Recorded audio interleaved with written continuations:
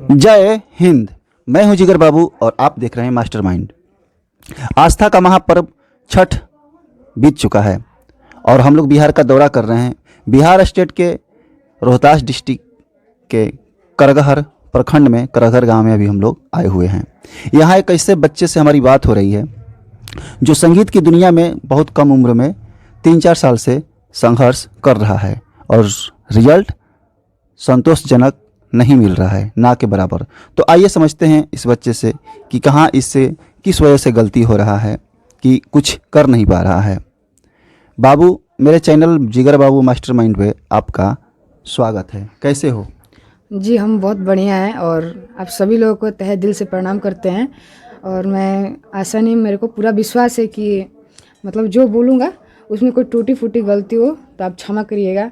और क्या नाम है आपका? मेरा नाम आशीष कुमार है और मैं क्लास 9 का छात्र हूँ। पिता का नाम अजय सिंह है और करगहर का रहने वाला हूँ। अच्छा, आप करगहर के ही रहने वाले हो? ठीक है। तो हम सबसे पहले ये जानना चाहेंगे कि आपको कब लगा था कि हम गाना गा सकते हैं, या किसी के कहने से आप गाना गाना शुरू किए?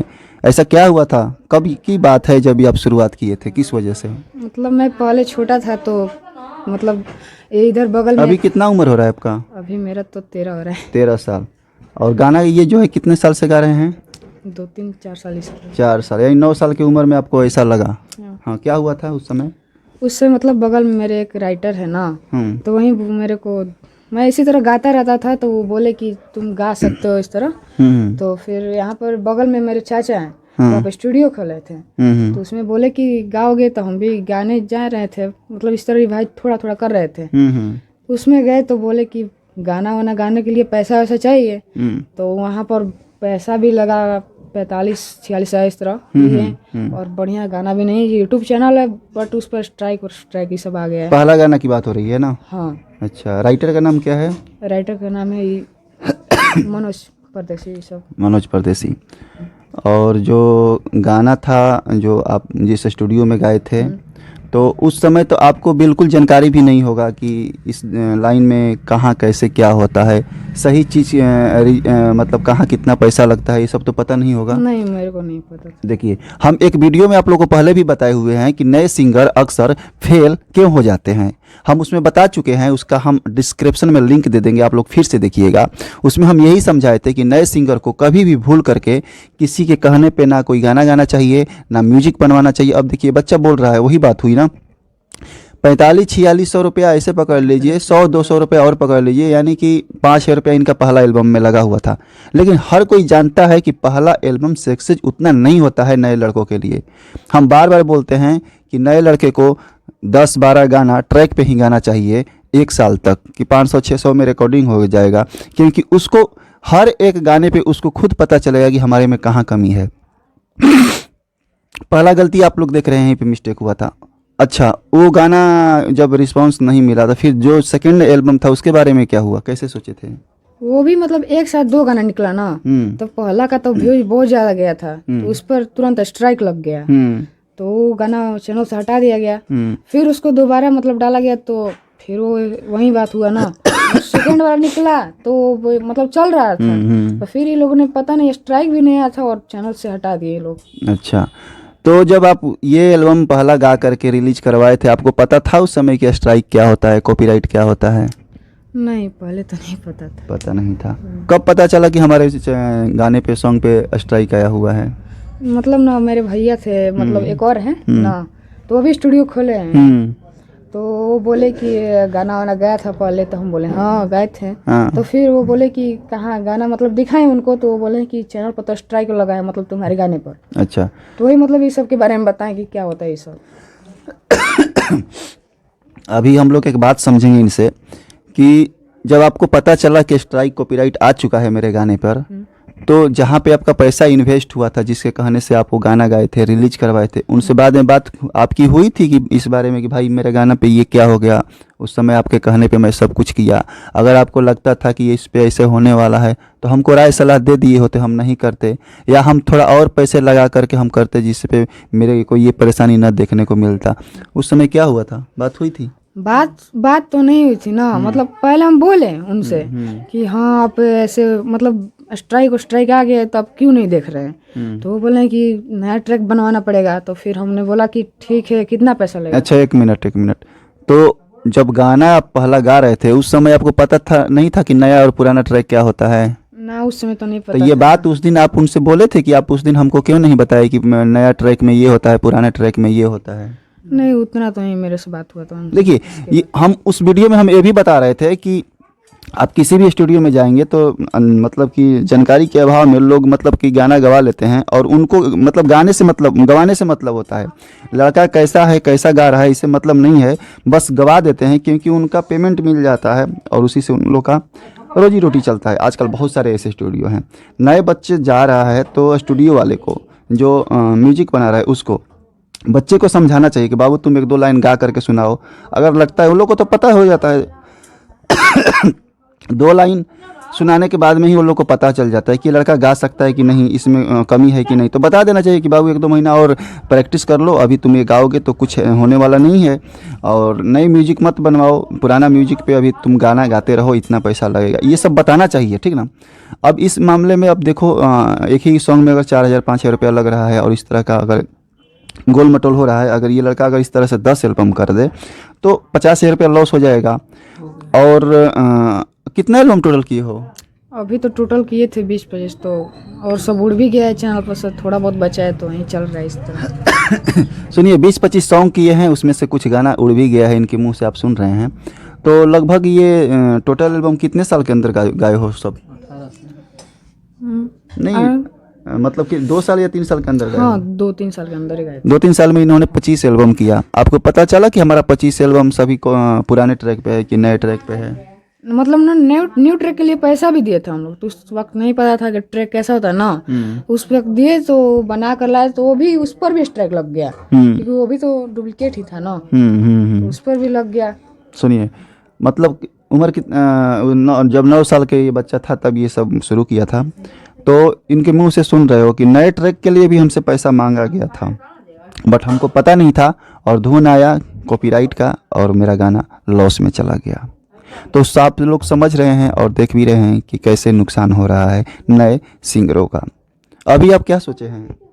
अभी तो सोचे कि मैट्रिक के बाद ही अब कुछ करेंगे। अच्छा, हमारे चैनल के माध्यम से आपका 3 साल का जो तजुर्बा बताया, आपको जो नुकसान हुआ, फ़ायदा हुआ, जो आपको संतोषजनक रिजल्ट मिला नहीं मिला, वो तजुर्बा को हमारे चैनल के माध्यम से नए सिंगरों को एक आप संदेश दीजिए, जिनको बिल्कुल कुछ नहीं पता है। आप बोलेंगे तो वो अच्छा लगेगा। नए सिंगरों को संदेश आप दीजिए कि आप लोग जाएं तो सबसे पहले क्या करें और क्या ना करें, क्योंकि वो सब चीज़ आपके साथ हो चुका है। नए सिंगरों के लिए आप क्या कहना चाहेंगे?